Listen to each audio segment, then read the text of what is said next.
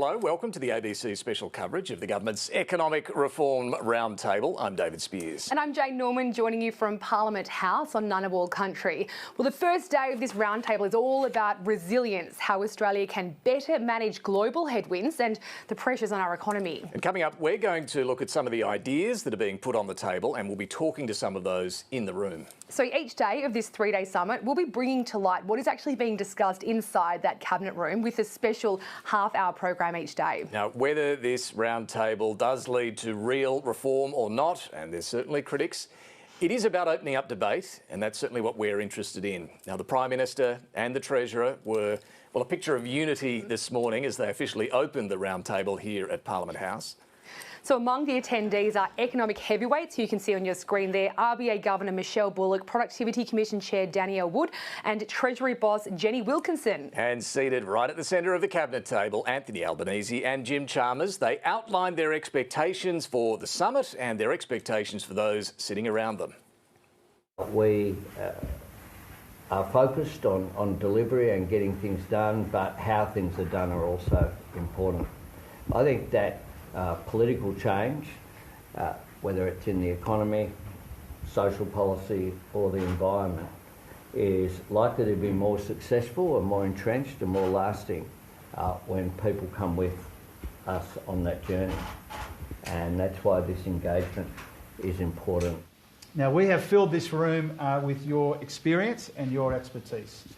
We have opened that door to you, and we are genuinely opening our minds. To make the most of this opportunity, we need your concrete ideas. We need you to be specific.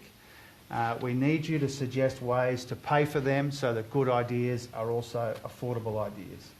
We need you to be willing to test your ideas with others in the room, and some of you have been doing that. We appreciate that. We need you to be able to find common ground.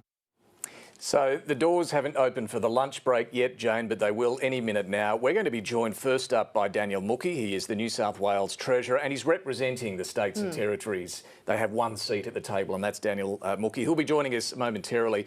And when we talk about reform, boosting productivity and particularly cutting regulation and red tape, it's the states and territories that do share or carry a lot of this burden. So it'll be interesting to talk to him as soon as he joins us, in particular about this idea that everyone's now expecting will come from the summit, finally moving to a road user charge in place of fuel excise to pay for road infrastructure. So it'll be interesting to hear from him. Look, this morning though, the sessions this morning, Jane, have, as you mentioned, have focused on resilience and making sure the Australian economy, that Australia can weather these global headwinds, which the Treasurer told the room were really now a permanent state of upheaval.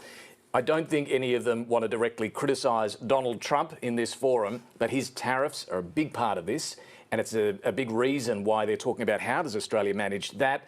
Artificial intelligence, energy changes that we're amidst at the moment as well. How do we get our economy in the best shape to deal with all of this upheaval? Well, I think that's basically the question that this three-day summit is going to be trying to answer. And so I suppose, given the fact that Australia, as other countries are constantly facing economic shocks, we've had the global financial crisis, the COVID-19 pandemic, we had the inflation and cost of living crisis, we can't control external events. So what we can control is what happens here in Australia. And so what we have at this roundtable are certainly business groups coming to the table and saying, you know, let's make an environment in which it's easier for the private sectors to start driving growth again. A lot of the growth has been through the public sector. So on the sort of, list of agenda items, and we'll hear this directly from AI Group Chief Innes Willicks, are things like cutting regulation, speeding up approvals for both housing and renewable energy projects. That seems to have a lot of consensus going into the summit, but also taxes. This is going to be the tricky thing for Jim Chalmers to manage. He's up for sort of modest changes on this side of the election, big changes on the other side of the election. And so managing expectations of what can be done in the near and medium term is a pretty fine tightrope for Jim Chalmers to walk. And there's been a lot of focus on the difference in tone and approach and level of ambition between the Prime Minister and the Treasurer. This morning, they were both very much on the same page, laying out the sort of steps from here. There will be some immediate changes that flow, and maybe the road user charge is one of those. And, you know, the Prime Minister talked about even taking this to the Cabinet meeting at the start of next week. Then you've got the changes that will take more time and go into the budget process for the next year's budget. And then you've got the more complicated or perhaps politically difficult changes that would go to the next election. So they've kind of both agreed on this step change thing. So look, some of the more immediate things that we can look at, and tax I don't think is being discussed until the final day of the summit. So that's when we'll get into some of those more politically challenging areas. But the more immediate steps, I mean, some of them can be as simple as harmonising the way trade skills are recognised from state to state, or even how permanent migrants, there's an estimated 620,000 permanent migrants who have qualifications and skills that they're not using because of the accreditation rules in Australia. So fixing some of those, we need more skills, it's available, harmonising the system. These are the sorts of things you would expect get cracking on. That's right, and also just duplication between state and federal regulations. And so business groups have in recent days been outlining what that means. So Brand Black from the Business Council talks about in Victoria, you need more than 30 licences before a cafe can pour its first cup of coffee. In Northern Territory, it's like 20. We know that of the sort of overall tax burden for companies, while 60% might be the federal corporate tax, another 40% of those are state taxes. And so these are the kind of complexities and burdens on the system that, is making it harder for the private sector to actually grow. Well, in the meantime, we hope they will break for lunch pretty soon so that our guests can come and talk to us. But obviously the discussion is proving, we're told it's proving really constructive is the way they've described it to us so far this morning. To look back at how we got here, the roundtable was first announced by the Prime Minister in June. Then it was flashed out by the Treasurer about a week later. And since then, the government's received around 900 submissions from business, from union bosses, from economists, from policy wonks. So there's been clearly no shortage of ideas on everything from tax reform, as we've been discussing, to union pushes for a 4-day working week. And at times, it's fair to say the Prime Minister and the Treasurer have been at odds over the objective of this summit, how ambitious to be. And they've been forced to manage some expectations of what actually can be achieved. So here's a look back at the debate as it's unfolded in previous months. The goal is to work smarter, not harder. The way we grow our living standards is through productivity, so that's the key. The roundtable will be about shaping the direction for long-term economic reform. It is a genuine attempt to find common ground if it exists. To shift the dial, government's going to have to make a lot of pro-productivity decisions. Breaking out of the productivity slowdown is a matter for the government. There's nothing the Reserve Bank can do. The only tax policy that we're implementing is the one that we took to the election. I will be constructive where I can and critical where I must. Government will make decisions, to be very clear. Governments make decisions. It's an opportunity for people to advance their ideas. Ahead of next week's roundtable, it seems Treasury has sprung a leak. The advice leaked to the ABC focuses on speeding up housing approvals and using AI to streamline environmental approvals. We're not preempting any outcomes or directions, but we are, with Treasury's help, preparing for them. And it just tells me this whole thing is a stitch-up. You'd expect Treasury to be giving advice about a forum that's about the economy. Thanks very much.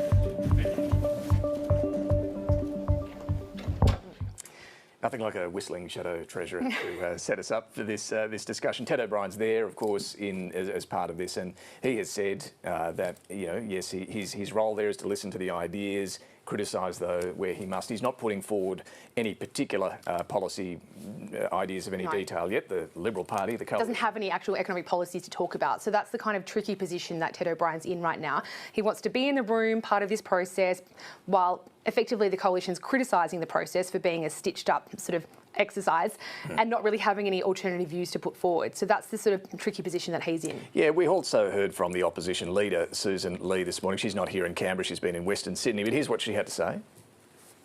The important point for us is we're out here where the boots are, not where the suits are. And we know that what happens behind those closed doors is already carefully choreographed, carefully worked out with announcements to come. And notwithstanding that, we will watch closely. All right, well, we're about to go to Daniel Muckie, the New South Wales Treasurer, who, as I mentioned, is representing the states and territories at this roundtable.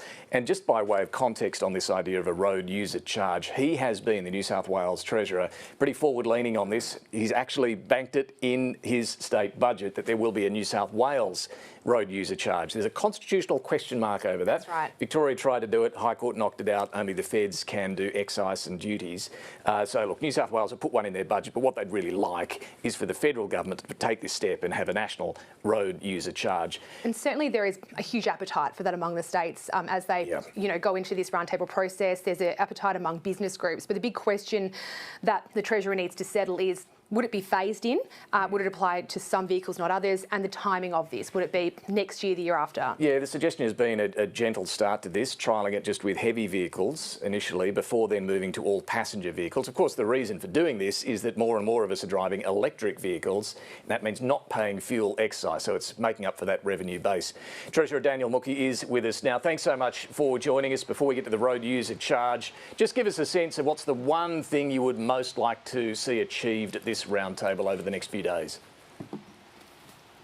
A national consensus on the way forward would be most welcomed by the states, but from the state-specific perspective, we do want to help meet the nation's productivity challenge. We do think we can do a better job when it comes to skills. We do think we can do a better job when it comes to regulation. We do think we can do a better job when it comes to solving the nation's housing crisis. So they're the three priority areas of focus for us, in which we're going to be making some pretty practical suggestions about how we can work better with the Commonwealth, but also how we can work better with business and with workers to help solve these national challenges. There's a lot there. Sadly, we won't have time to go through each of those areas, but I do want to ask you about the road user charge. Speculation, we will see something on this fairly quickly after the roundtable. As I mentioned, you've already banked one in your budget, so we know you're keen to see one set up. How quickly should we be moving down the path of the road user charge? A trial first with heavy vehicles, or do we need more urgency here to roll something like this out right across the road transport sector? Well, firstly, I think it is important that the nation acknowledges that this is a question we have to tackle. And secondly, as we are seeing more electric vehicles introduced into the light vehicle fleet, and as we're seeing more introduced into the heavy vehicle fleet, I do think it's a good time for us to be figuring out what is the future of the road user charging system. I think it's fair and reasonable that everybody who uses our roads should be making a contribution. As to whether or not you start with heavy vehicles or you start with light vehicles, we're going to listen to the perspectives of people in the room there. What's your perspective? We're just going to make the argument. Yeah, well, we're making the point here from a New South Wales perspective, as you rightly pointed out, Mark. The previous government on a bipartisan basis, the previous government on a bipartisan basis did establish a road user charge in New South Wales. That is due to commence with light vehicles in 2027. That's on our books, that is legislated, and we do think that that shows one example of how the nation could make some pretty quick progress here. Daniel Muckie, it's Jane Norman here in the studio with David Speers. I just wanted to ask you about another issue that will come up at this summit, and that is the NDIS, one of the fastest growing areas of expenditure, specifically foundational supports. The Commonwealth has been negotiating with the states for the past few years on these support services that are to sit outside of the NDIS, but negotiations seem to have stalled. What's gone wrong? What's the hold up here? Well, of course, there's been a federal election, and now that the federal government has been returned, those conversations are resuming as well. There's a very complex interaction between who needs to do what, how we're going to have to pay for it, but equally, how are we making sure that our NDIS system is interfacing with our health system? There is a bit of complexity there. It has taken a bit of time, but I don't think it's right to say that those conversations have stalled or they're not constructive. They're taking place. So they're meant to come into effect, on the 1st of June, 1st of July. So when are we now expecting them to come into place? Yeah, again, I haven't got any announcement on that front but certainly from the state's perspective, I can say we want this resolved as quickly as we can. And we do want to get to a system in which we can do our bit to ensure that people, particularly kids who need foundational supports, get access to that. But equally, we need reassurances around how that is sustainable from the state budget's perspective, and also to make sure that the states are indeed better off when it comes to the complex interactions between health funding and NDIS funding. All right. Daniel Mookie, thank you very much. We know you've got to run. It's a busy day in the building. Thanks so much for joining us. So, Jane, I think what we heard there from the New South Wales Treasurer, and look, he is here, as mentioned, representing all of the states and territories, is a willingness on a whole range of reform fronts, but still not a lot of specific detail, particularly on that foundational support. I think that is going to be really interesting because we have Mark Butler, the Minister, at the Press Club tomorrow. We are not sure at this stage what he's actually going to be saying, but this is the sort of unresolved issue between the states and the Commonwealth. Negotiations have been going on for years now. It was all part of a deal for the Commonwealth to try and cap spending growth at 8% from, I think, 2026-27, but this seems to be the issue that is unresolved, and so it doesn't sound like it's anywhere closer to being resolved. No, well, we will see, and tomorrow will be interesting at the Press Club to hear from Mark Butler on where we're at with those NDIS reforms. Let's bring in our next guest, fresh from the Cabinet room to join us during the lunch break, Ines Willicks, the head of the Australian Industry Group. Thanks so much for joining us. There's so much on the table. We only have a limited time to talk to you. I was keen to hear your views, Ines Willicks, as someone who's been around policy and political debates longer than I have. Too long. What do you think realistically are some easy wins that can quickly be moved on by the government in this moment? Well, we've had conversations this morning around two areas, which is international and trade, and then job skills and training, and then there's a lot more to come. And it's really important we do get some quick wins. So out of this morning, there's some agreements around, I think some understandings that we need to speed up the system. If I can put it in terms of 3 S's, we need to streamline, speed up and simplify. That's the takeout. You're talking about of trade skills? Yeah, of education, training and skills development, or the way we trade, the way we connect with the rest of the world. This will be a theme that goes right through these 3 days. You just said there's been some agreement you picked up this morning in the session. Does that go to permanent migrants here with skills and how their qualifications are recognised, but also people moving into state with their qualifications? Yeah, I think there's recognition, David, that the system is glued up, it's jammed up. People who have qualifications that are not recognised, be that migrants or be that people trying to transfer between states or even people trying to transfer between occupations. Big problem there. So that's called the recognition of prior learning, and there's agreement there that we have to work through that pretty quickly to take advantage of people we have here. We have millions of people here who are doing jobs which are way below their skill level. Does that mean lowering our skills standard at all? That's often been the fear around this? No, not at all. It's about recognising what people have and properly working it through. And there's also been understandings, I think, today that we need better connections between employers, business and the education sector and the vocational education sector. They need to be tied up better.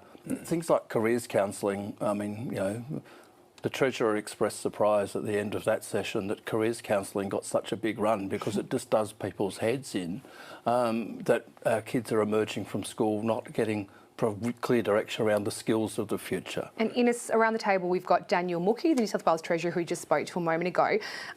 So many of the issues at this summit actually relate directly to the states. Are you satisfied with the level of state representation? And are they actually, Daniel Mookie on behalf of the states, is he coming forward with a willingness to actually change things to, reduce duplication? I could never say Daniel Mookie's sort of a backward person when it comes to coming forward. He's been quite on the front foot. He's been very, very cooperative and has explained the state's role and has been open to change and going back to his state counterparts.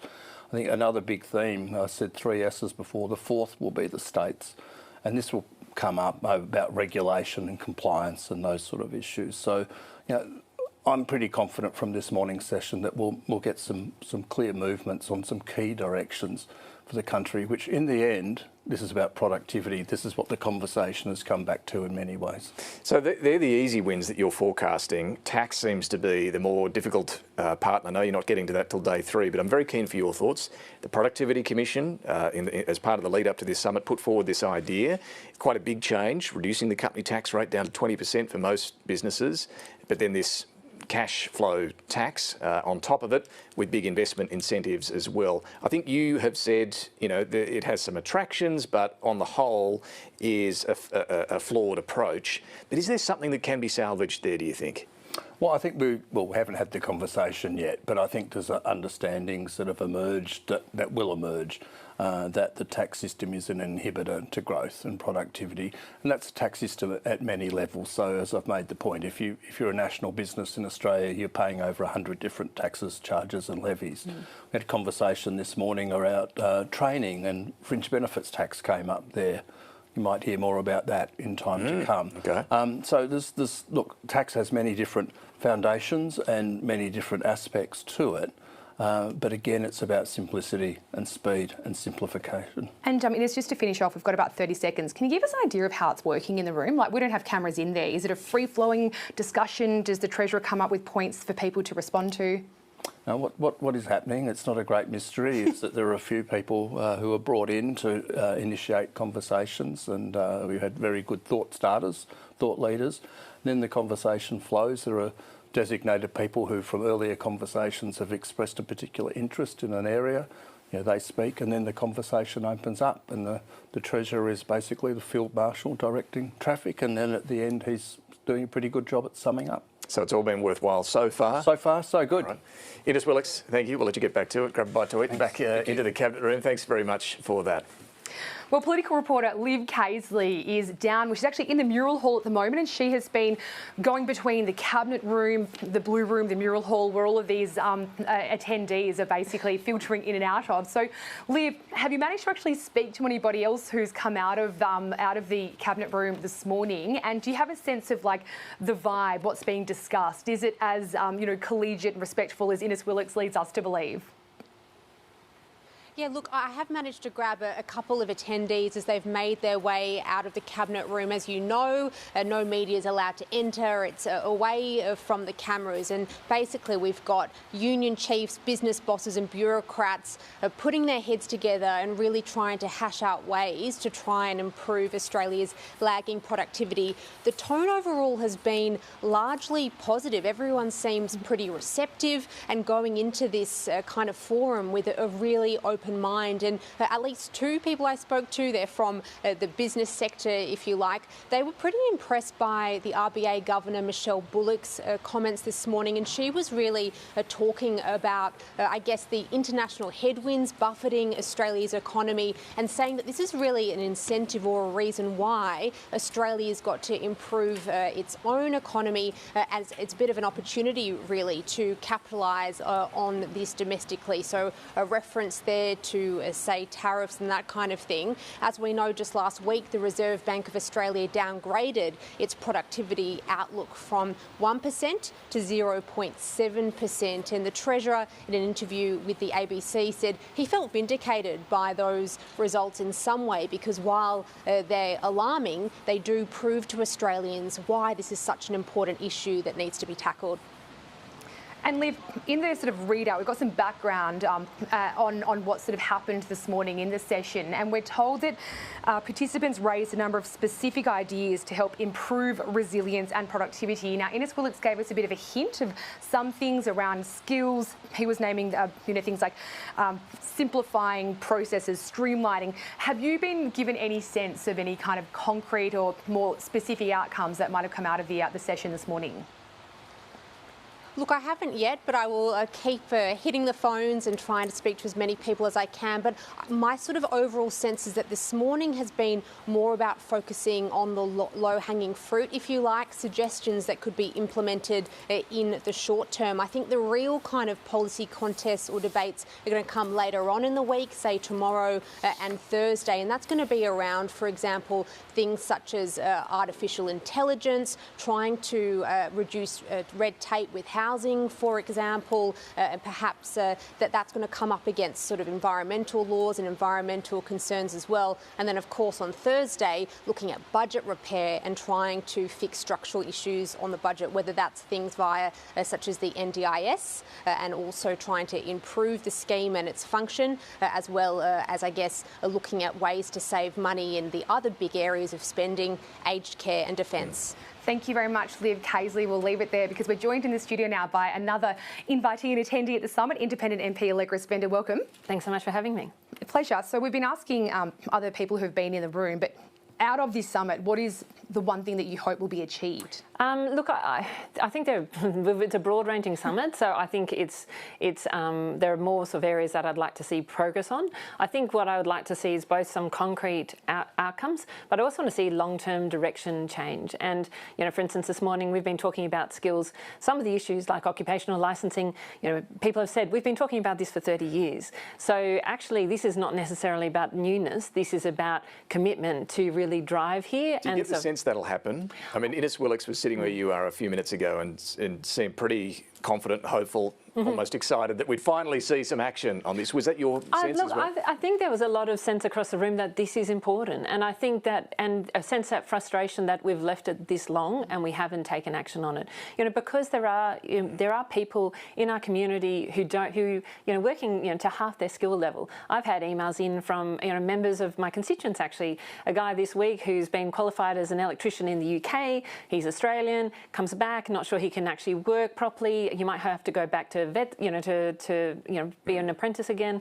Yeah. Ditto in relation to a nurse, an Australian nurse qualified in France, can't use her qualification here, has to go back to France. So there are some real challenges there. What was Sally McManus's take on this? What was the union movement saying about the idea of giving quick qualification status to permanent migrants? Look, I think you best ask her their view exactly. But I think that the point was people recognise the need, and then the question is how do you actually deliver that? There is that question of making sure that we manage to safety. But I think there was someone who made the point. I think a good comment, which is I think how do you regulate not just for risk but also for growth? And I think that is an interesting frame because we do have a regulatory system in general that is about managing risk, managing down risk, but we also have to manage up growth, and it is that balance, getting that balance right. Allegra Spender, sorry, your big thing is tax. I think you're the politician who stuck their neck out the furthest on tax, and good luck to you.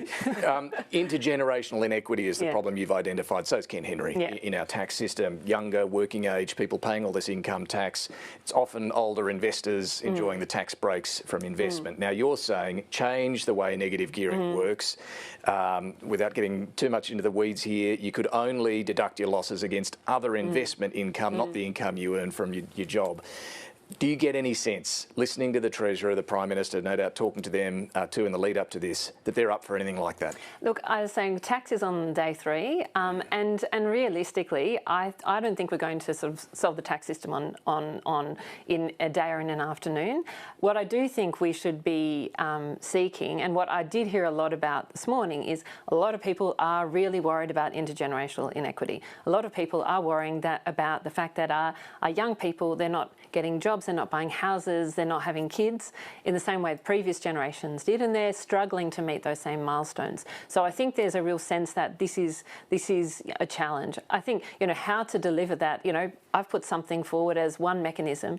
There are other mechanisms, but what I do think we need to do is work out how to rely less on income taxes that particularly focus on young people, and work out how to change that tax mix so that we are taxing assets more than we're taxing people who are working. So getting that split right is hard.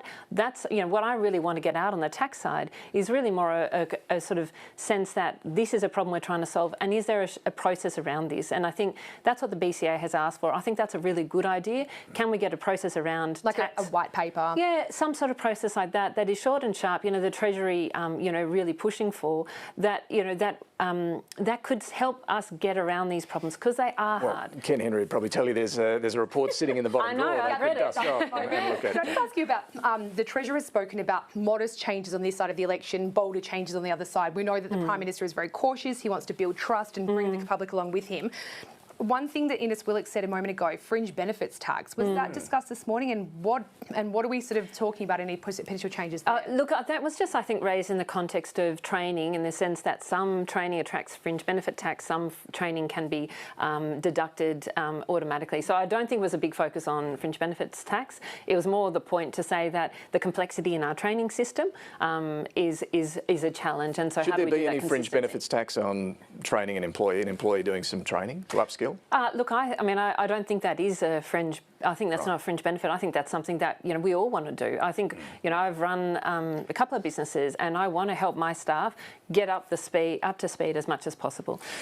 I think something that is worth saying is we talked quite a lot about AI, however, and I thought about... This morning. Yeah, this morning, because we're talking about skills. And I think something that was really positive, where there was a lot of agreement, was the sense that, you know, we do need to help the Australian community skill up in terms of its confidence in using AI. I thought that was a really positive Because there is anxiety around it. Allegra Spender, we've got to let you go. Thanks so much for joining us. Good luck with the rest of it. AI is coming up later in the roundtable, Jane, but it is interesting. I think we've just got a couple of nuggets there from our guests as to where there was some consensus this morning. Yeah, fair bit of skills training, but unfortunately that's where we're going to have to leave our coverage of the roundtable for now. So stay tuned to the ABC for updates throughout the afternoon. We'll be back same time tomorrow to let you know what's happening for insights on day 2. Bye for now.